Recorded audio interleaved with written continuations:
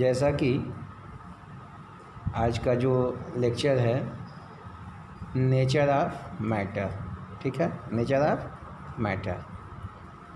पिछली क्लास में हमने इम्पोर्टेंस ऑफ केमिस्ट्री के बारे में पढ़ा था कि कैसे केमिस्ट्री हमारे लिए इम्पोर्टेंट है, ठीक है।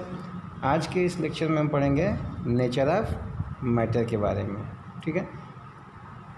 मैटर के बारे में ऑलरेडी आप प्रीवियस क्लासेस में पढ़ चुके हैं, 9th में या उसके पहले आपने मैटर क्या है।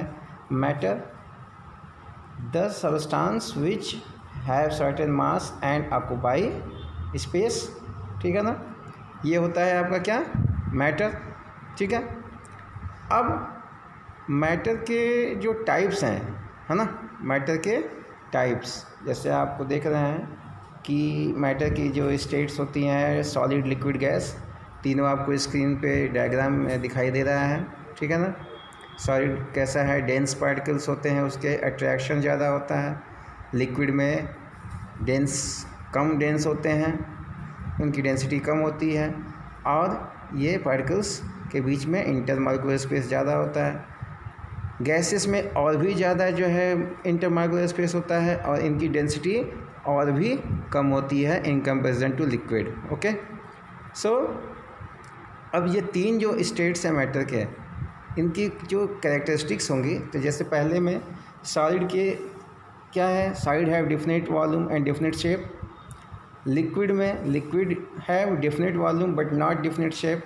This all things already you have studied in previous class, कोई नई चीज़ नहीं है, but you have to be study in class 11 also, in this chapter also. Third point, gases have neither definite volume nor definite shape, ठीक है ना। तो ये सारी चीज़ें, ये जो पॉइंट्स हैं आपको दिख रहे हैं, ये प्रॉपर्टीज़ हैं सॉलिड, लिक्विड और गैसेस की, ठीक है। इसके बाद आप जो देख रहे हैं गैसेस के या सॉलिड और लिक्विड के बारे में पढ़ने के बाद, जैसे इसमें वेपराइजेशन होगा, जब हम हीट प्रोवाइड करेंगे वाटर वेपर बनेगा, फिर वाटर कोल्ड होकर के आइस हो जाता है जब हम फ्रीजिंग करते हैं उसको, है ना, यानी कि टेम्परेचर डाउन करते हैं, टेम्परेचर रिड्यूस करते हैं, कूलिंग करते हैं। तो ये तो आप इंटरचेंज मैटर के स्टेट्स में होता है, ये आप जानते हैं। आगे है इसमें कि जो मैटर है वो कैसे डिवाइड है। जैसे मैटर का मेन 2 डिवीज़न है, मिक्सचर और प्योर सबस्टांस।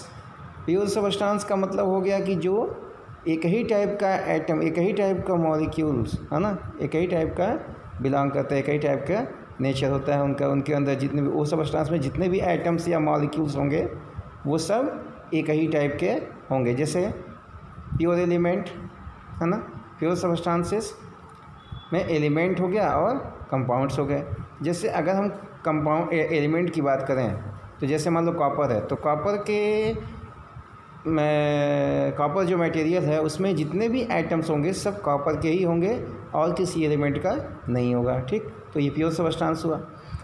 कंपाउंड में जैसे मान लो वाटर है, तो वाटर में H2O के ही मॉलिक्यूल वाटर में होंगे, ठीक है ना, और कोई कंपाउंड नहीं होगा। तो ये एक ही टाइप के कंपाउंड अगर है, एक ही टाइप का मॉलिक्यूल है, जो टाइप का कंपाउंड है, तो वो क्या कहलाएगा, प्योर सबस्टांस कहलाएगा। लेकिन अगर हम मिक्सचर में जाते हैं, तो मिक्सचर में मेनली दो होते हैं, होमोजेनस और हेट्रोजेनस। होमोजेनस वो मिक्सचर होते हैं जो कम्प्लीटली एक दूसरे से मिक्स हो जाए, यानी कि मिक्स टुगेदर देमसेल्फ। जैसे salt and water mixture, salt and water mixture हो गया, शुगर एंड वाटर मिक्सचर हो गया, ठीक है ना। अगर हम सॉलिड की बात करें, तो जैसे कोई एलॉय है, जैसे ब्रास जो बना, है ना, जिंक और कॉपर का एलॉय, तो क्या है ये these are the example of homogeneous mixture. Heterogeneous mixture में जैसे मान लीजिए कि मिक्सचर तो है लेकिन वो मिक्स टुगेदर नहीं है, यानी कि एक दूसरे से मिक्स नहीं। जैसे सैंड और साल्ट में सैंड मिला दिया, या वाटर सैंड ले लिया, तो क्या है, ये दिख रहा है कि हाँ दोनों एक दूसरे से मिक्स्ड हैं, लेकिन they not completely mix together, है ना, मतलब एक दूसरे में डिज़ॉल्व नहीं है ना, कम्प्लीटली मिक्स्ड होकर के एक नया सबस्टांस नहीं वो बना रहे हैं, ठीक है ना। जैसे एलायत क्या था, जिंक और कॉपर मिला था तो ब्रास बना था, तो वो सबस्टांस अलग हो गया था ना, लेकिन यहाँ ऐसा नहीं होगा। जैसे मिल्क है, हेट्रोजीनियस मिक्सचर है, ठीक है ना। हेट्रोजीनियस में कोलाइडल और सस्पेंशन दो होते हैं। कोलाइडल वो होता है जिसमें पार्टिकल्स क्या होते हैं, आपको नेकेड आई से दिखाई नहीं देंगे, लेकिन मिक्स्ड भी नहीं रहेंगे, लेकिन नेकेड आई से दिखाई नहीं देंगे, उनको हमको माइक्रोस्कोप के नीचे रख करके दिखना होगा, जैसे मिल्क या इंक, ठीक। लेकिन अगर हम सस्पेंशन की बात करें तो सस्पेंशन में पार्टिकल्स साइज़ में बड़े होंगे कोलाइडल के पार्टिकल्स से, सॉलिड पार्टिकल्स से, और आराम से आपको आँखों से दिखाई देंगे। जैसे सैंड और वाटर है, तो सैंड नीचे सेडिमेंट हो जाता है और वाटर आपको अलग दिखाई देता है, ठीक है ना। तो इस तरीके से सैंड और वाटर आपको अलग अलग दिखाई देता है। तो ये सस्पेंशन का एग्जांपल है, ठीक है ना।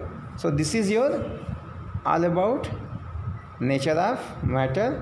I hope so you have understand all the topics, this topic, and if you have further any query then you can comment me. Okay, thank you, have a nice day.